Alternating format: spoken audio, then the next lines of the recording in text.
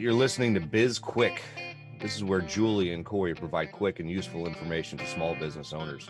BizQuik is the podcast where small business owners get to showcase their businesses and receive expert advice and guidance in areas many entrepreneurs struggle with. And you, the listener, get solutions, tips, and tricks on real-world topics that many small business owners face. Julie and Corey are the experts small businesses hire when they need solutions. And the BizQuik podcast is just one way they deliver those solutions. Let's start the show. Hi, and welcome to BizQuik. I'm Corey. And I'm Julie. And on today's episode, we have Dr. Stanley Ward. He is a writer, educator, and leadership coach out of Tyler, Texas.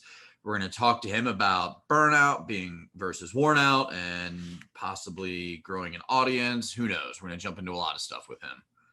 Yeah, it's going to be a very good discussion. I want to talk about the difference between burnout and worn out and how you know the difference before we bring them on. I don't know. I mean, I think that worn out can easily turn into burnout.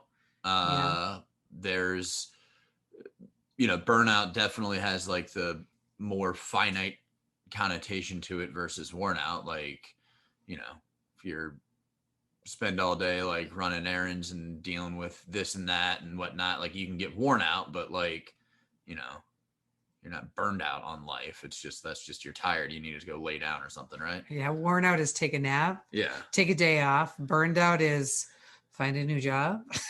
take a long vacation. Yeah. Burnout, I think we all get worn out, and I think probably more so lately because, like, example, are you worn out or are you burned out from Zoom? I'm getting close to burned out. Yeah, me too. It just feels like every conversation is a Zoom conversation. And as much as it's nice to see people's faces, wouldn't it be nice to just do some things in person or just a regular old phone call? Yeah. Or, hey, maybe we can just do this over email. Like, just because you can Zoom doesn't mean you should Zoom. Exactly. One more meeting that could have been solved with an email. Yeah. And that goes back to, just corporate life in general, where it's like, oh, we should have a meeting about this. It's like, hey, let's just jump on a quick Zoom. No, there's no need. So what do you do to avoid burnout? Now, I know there's not really much we can do to avoid like the whole Zoom burnout, right? That's just a part of life right now, but just work in general. What do you do to avoid burnout? Like, what are some of your tricks? I don't know. I mean, it's hard really. Cause like, for me, I feel like burnout hits you deep. It's not like a physical thing. It's like, once you start getting burned out, I don't know if there's a way to turn that around really. Like, I mean, you can take breaks. You can start figuring out what's causing the burnout, but like a lot of times, for instance, when I got burned out with the coffee shops, like, for me, the one thing that was the main cause of my burnout was my business partner, and I couldn't change that. Right. So, it's either I go or she goes. And here's to hoping you don't get burned out at SVPs. I think, when we were traveling a lot with our corporate jobs, because we didn't have the same job. We had jobs. I got burned out and just really needed a break. Like, traveling is a grind, but then when I was done for a while, I missed it. Not enough that I wanted to go back to traveling again 100%. I don't ever want a job like that again. That's hard. Yeah. That's a hard life, but I enjoyed it while we were doing it. And then towards the end, I was like, I don't want to do this anymore. It's too much. It's just way too much.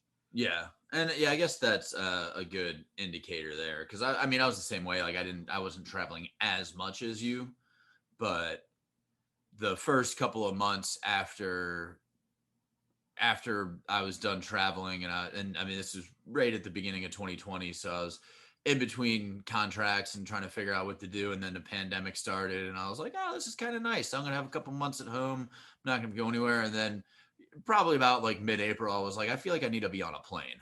Like, I haven't slept in a hotel in a while, and that feels weird. I want to go do that. Yeah.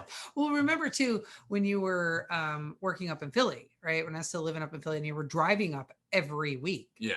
That's a grind. Well, anything through the DC corridor is a grind, though. Yeah. And I'd worked that out, and I'm not going to tell anybody my secret times when I would leave both Richmond to hit Philly and Philly to hit Richmond. Yeah. Remember that one time when you were driving on a Sunday and like I think the Redskins, the Ravens, and the Eagles all had a home game. The Redskins and the Ravens had a 1 p.m. game, and the Eagles had a 4 p.m. game, all home games, and I hit every single one. Traffic. Yeah, every single stadium traffic on the way up. That was awful. That's like God was mad at you that day. I know. Well, I wasn't paying attention. But yeah, no, I figured out the secret, and I'm not going to tell anybody because they'll steal it next time I got to make that drive. But yeah, I was able to make that drive in 4.5 hours on the regular. Even the worst, it took me about 8 hours one time. That was fun. And that's what I like. I stopped and I planned it out. But yeah, but it's easy. Yeah, but again, that was more of a getting worn out, not really a burnout. Yeah. On that. Yeah. Burnout is just like, you can't, you're close to hitting the wall. You're like, I can't do this anymore. And you just have to really figure out what am I going to do? Or am I still in a position where I can pull myself back and it's just, I'm worn out and I can save this. There's a way to save it where I can still continue to do this thing. Maybe if I just take a couple of weeks off or something like that. Right. But I think when you hit burnout, there's no return. I don't think there is, unless like some major changes happen. And back to like the coffee shop thing, just to give like, I knew like it hit me one day. I knew that I was done. Like there was no turning back. Like I had to get out of there. When I was purposely like hitting red lights just to avoid like going into work. Like I was prolonging my commute so that I could spend as like much time outside of work as possible. Yeah. And I was like, that's a pretty good indicator when you're trying to hit red lights. So you don't have to go to work. Yeah. I wonder, do you think that I might have been subconsciously doing things to, end my time at Performance when we were both there so that I could get, friendly fired, laid off, whatever. You were laid off, but yeah. Because I got pretty, I don't want to say belligerent because I didn't get belligerent, but I was I dug my heels in on a lot of things at the end where in the beginning I wasn't doing that. I think belligerent could be used for some of your actions. Really? Yeah, direct. You had an issue with your boss, and it was very, very apparent and very public in many instances. That's because he wore shirts that were too small. Yeah, exactly. But he was not large enough of a man, ironically, to fire you himself. Exactly. There is some irony there. That's funny. We should probably end on that. Yeah, that's a good note. Let's bring in Dr. Stanley Ward and talk about burnout versus worn out. We wanted to take a quick break to tell you about our newest course called Time Bomb. If you're ready to take control of your calendar, this course is for you. We guide you through all the steps you need to understand where you're spending your time, what your time is worth, and how to build out your days and weeks so that you can add more value to your business or just spend that time enjoying life. We have 3 options for you. The course, a bundle which includes products designed to help you become more efficient with your time, and a boot camp where you'll get time in a small group setting to get the personalized help you need. Head on over to sbpace.com to learn more. Time Bomb. Take control of your calendar, gain control of your life. All right, and welcome back to the show. We've got Dr. Stanley Ward on, and we're going to talk about leadership, coaching, burnout, and possibly all sorts of other stuff. Blog subscribers. You would never know where we're going today. This is going to be some good stuff. Thanks for joining us, Stanley. We are very much looking forward to this conversation. I am too. Thanks for the opportunity. Yeah. Do you want to start out and tell our listeners a little bit about yourself and what makes you the perfect guest for our podcast? Oh, gosh. Well, I'll tell you what makes me an interesting guest. Perfection is beyond my pay grade. So sure, I am a leadership PhD, so I have a background in higher education as well as research. I'm also a certified coach. And interestingly enough, in January of 2020, before all this COVID stuff hit, I released a book on burnout. Little did I realize what was going to be happening 2 months later, and just the strain that was going to put people under. So, also, I like fountain pens. I play ukulele. I collect yo-yos. I do Tai Chi. and I like comic books. So those could be reasons I'm an interesting guest. Well, which is your favorite comic book character? I was going to ask the same question.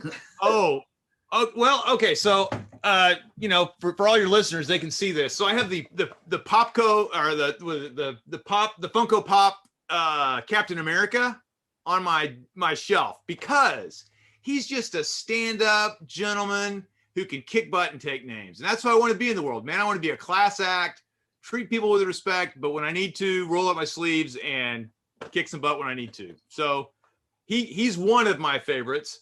Doctor Strange, though, growing up, man, I always thought that dude was awesome. So I still enjoy reading his stuff. And Neil Gaiman just released this book that's really nice. It's a graphic novel on Norse mythology. Really well done. Highly recommend it. I also used to teach humanities, so that's probably why some of this is coming out too. So listen, humanities was my favorite course in college ever, but I need to know Neil Diamond as in Sweet Caroline. Oh, no, Gaiman, Gaiman. Okay, that makes way more sense, Stanley. Yeah. Although, I'm sure there's a Norse version of Sweet Caroline that could be pretty fun to do, right? Yes. Yes. And I have a confession. I, until a couple of weeks ago, had never seen any of the Marvel movies. So I didn't know any. I knew who the characters were, but I didn't know any. And so now we have, Corey and I have pledged to watch all, I don't know, 50 hours of the Marvel movies. And so far, Iron Man is my favorite. Yeah, he's kind of a punk.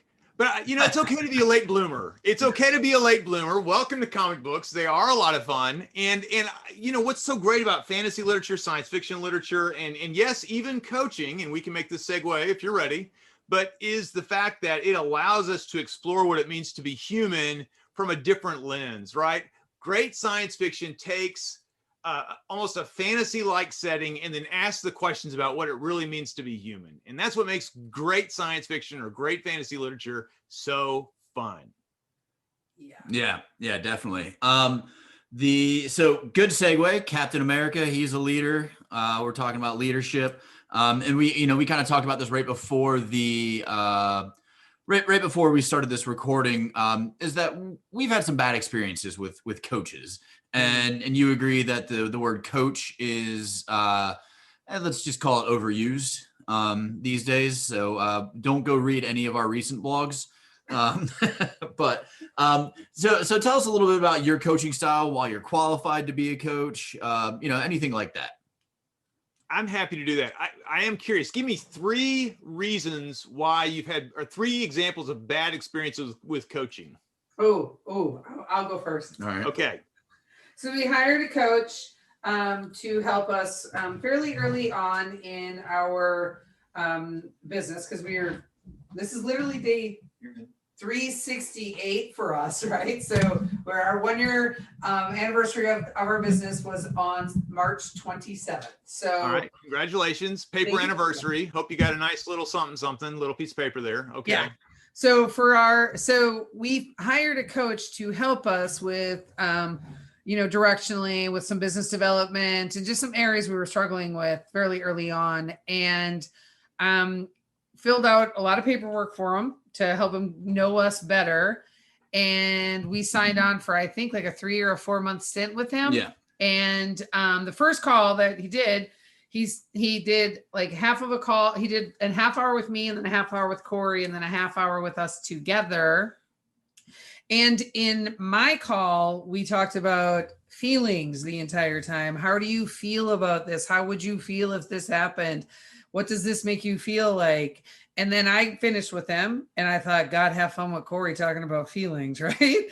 And then when we regrouped, the 3 of us, the first thing that he told me was that him and Corey worked on a strategy for getting new clients. And Corey could see it in my face instantly that I just like shut down. I'm like, why do I have to talk about feelings? And he gets to work on business strategy.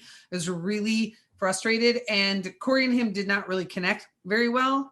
And he spent pretty much every session trying. It felt like he wanted Corey to like him and be his friend. And there was just a lot of animosity.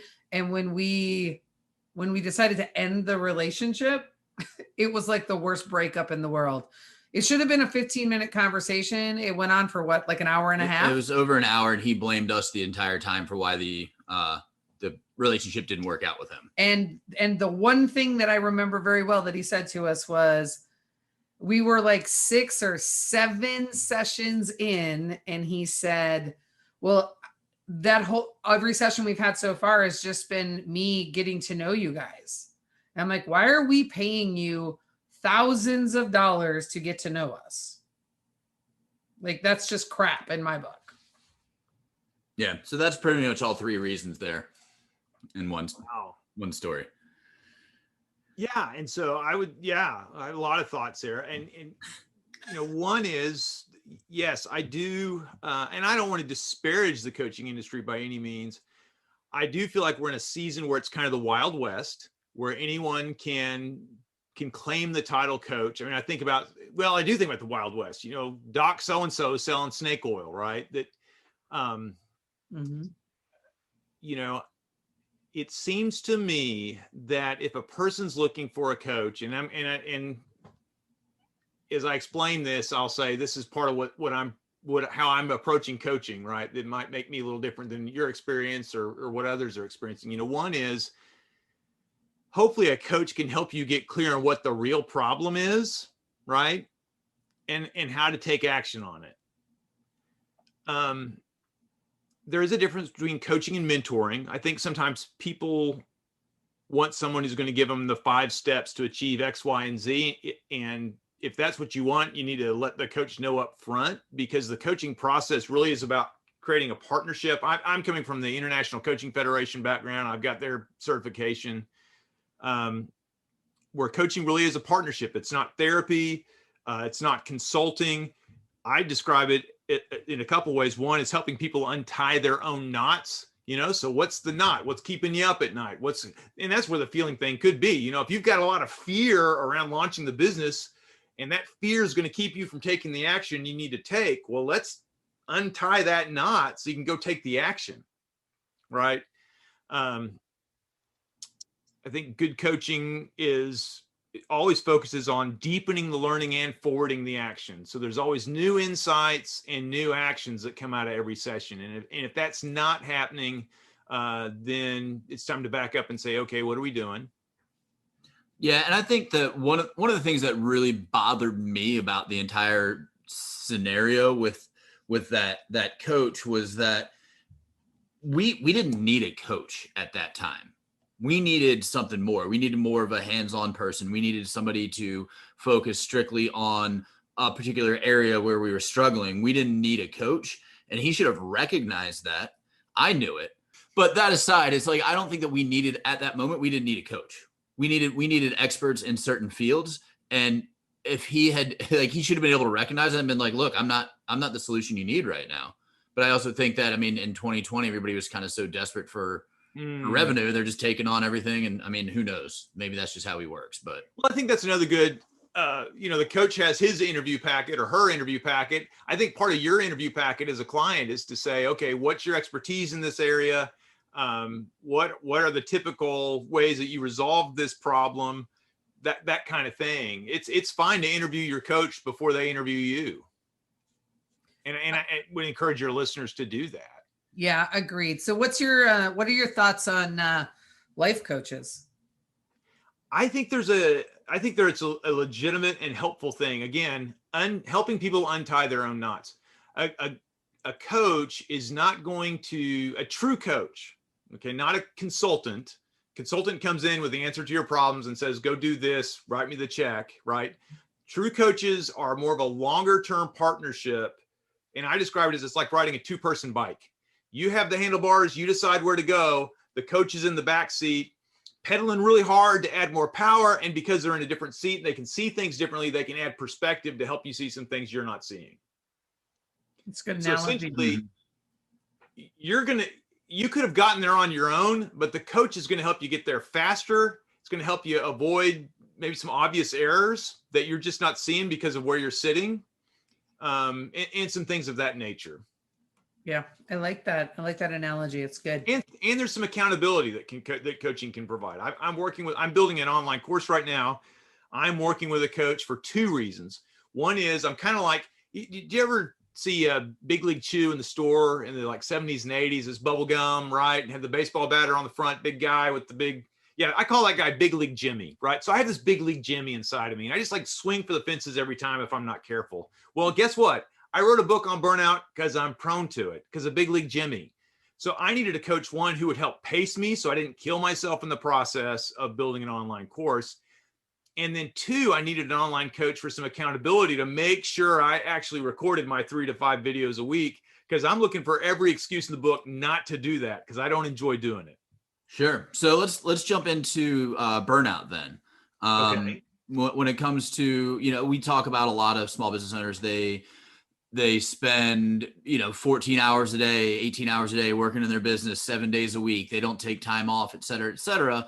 But how do you, like what are some telltale signs of getting burned out, and, what can people do to avoid that? Yeah. So again, there's a real difference between burnout and worn out, as you guys talked about at the start of the show. Think about the metaphor I would use is think about a gasoline engine. When that engine runs out of gasoline, it just needs to rest and refuel, and it's good to go again. So if you just need to rest and refuel, that's worn out. Burnout is like when that same engine runs out of oil. It will keep running for a while, but in the process, it's doing damage to itself.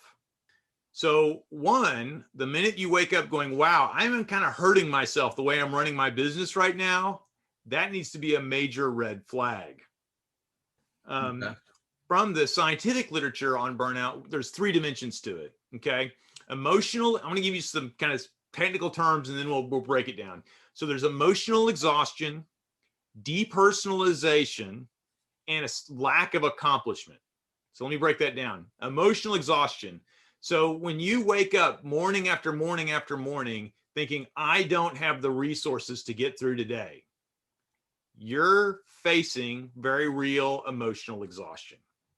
Again, if you can simply rest for a weekend and you come back on Monday and you're feeling a little better about life, that's a good sign. On the other hand, if you're waking up day after day after day and rest is not helping, I'm thinking about a conversation I had with the university president a while back who spent 2 weeks on a beach vacation, said he got back from that beach vacation and he felt no better than when he left.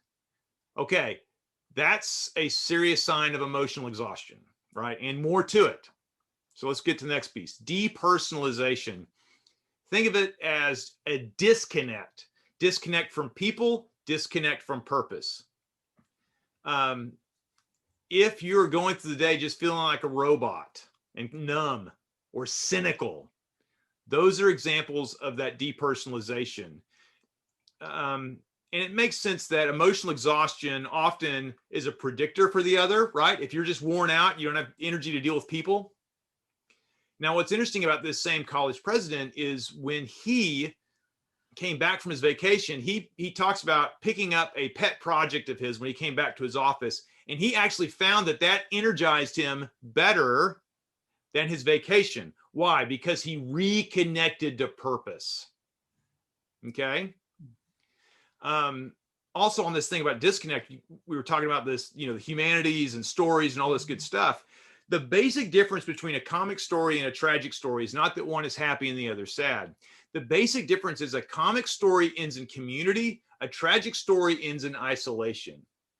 So the small business owner who is small business owners who are just isolating themselves, cutting themselves off from the support community, continuing to just do things alone, to refuse help from others, they're choosing a tragic path. And yeah, they're walking that path toward depersonalization, and burnout will be an inevitable result at some point. The third piece of this then is that lack of personal accomplishment. I would call it ineffectiveness. It's going to display itself when you go through the week and you look back and you go, what did I actually accomplish this week? I don't feel like I can show anything. It's that sense of being on the hamster wheel and just running and going nowhere. It's a conversation I had with a friend of mine who's in the police force and deals with human trafficking issues locally. And I asked him one time, I said, man, how's it going fighting human trafficking? He said, Stan, I feel like I'm just throwing pebbles at a train. Okay.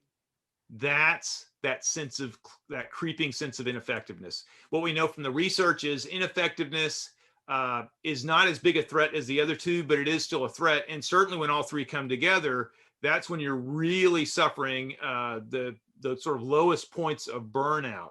Burnout's a spectrum. We're all on the spectrum somewhere. It's just a question of if we're in a healthy place or not. In other words, all of us are feeling some measure of exhaustion. All of us are feeling some measure of depersonalization. All of us are going to feel some measure of ineffectiveness. The question is, do those feelings keep us from doing the work we need to do in the world? How does that help? That was a great explanation for really sure. good. Yes. That was really good. The only thing that I was curious about on the depersonalization is because I think it was depersonalization where you used the word cynical. Yeah. What if somebody's cynical all the time? How do you know then if they're Yeah, if they have the spiritual gift of sarcasm. yes. Sarcasm is scarcasm. So I'm actually kind of introverted. And so I kind of, one of those things I talk about in the book is just because I'm introverted doesn't mean I'm depersonalizing. What I have to watch for is when I am withdrawing more and more than normal, or if I'm withdrawing and it's not helping, right? Yeah. That's telling me something. So if your way of playing verbal ping pong with someone is cynicism, okay, I can play that game with you. But if that cynicism is because there is a hole inside of you, right? Because you're feeling empty and all you have is fight or flight energy to get through life, there's your sign. I mean, that's at the heart of this is if we stay in constant fight or flight, there is a cost. And a lot of small business owners, a lot of leaders I work with are relying on that adrenaline to get through the day. And it has a psychological cost. It has a physical cost. It has a relational cost. And so we gotta take action on that stuff. Yeah. Well, I hate to cut this conversation off because we didn't even get a chance to jump into growing an audience or really any of that. So hopefully we might be able to get you on sometime soon again so we can continue this conversation. But before we go, can you tell our audience how they can reach out to you? Yeah, I would ask that you go to my website, coachingforinfluence.com. If you'll go there to the blog page, there is a way for you to download a PDF on leadership burnout in the workplace that will be very helpful, as well as those blog posts and a contact form. Would love to continue the conversation. You can also find my book, How to Beat Burnout for Yourself, Your Family, and Your Team on Amazon.com. Fantastic. And does that, I want to ask when you send people to get your free download on leadership, does that help you build your blog subscriber list? It does. Yep, it sure does. So if folks are willing to do that, if they don't mind sharing their contact information, I'm happy to stay in touch with them. And actually what I do is as I create free resources, I send them out to those contact lists. So it's an opportunity to continue to build their own resource, their own leadership toolkit. Great. Love it. Okay. Yeah. Well, thanks again for joining the show. And thank you to all of our listeners. And again, everything that you need to know about Dr. Stanley Ward will be in our show notes. You can connect with us on social media. We're on LinkedIn, Twitter, Instagram, Facebook, and we have a YouTube channel. Oh, and you can reach us on svpace.com as well. We have a website. That's right. We do. Yes, and please subscribe to our pod while you're out there. Like us, give us a review, give us some feedback. We appreciate any and all feedback. Yes, we love feedback, even if it's a 1-star, 5-star. We don't care. We just like when people take the time to actually review what we do. You can reach out about topics as well. We're always interested in knowing what the audience wants to hear and learn more about. And if you're interested in being a guest, you can fill out the form on sbpace.com as well. And oh, hey, we wrote a book. It's a #1 bestseller on Amazon, and it comes with a companion workbook. The book is called Seriously, Now What? A Small Business Guide to Disaster Preparedness. We should have given that book title more words, Corey. We really should have. We should have. Yeah. And speaking of rating and review, if you've already purchased the book or if you've purchased it, we would appreciate rating and reviews on Amazon as well. That helps us out. And that's it for the podcast. I'm Corey. I'm Julie. And this was BizQuik, helping small businesses across America.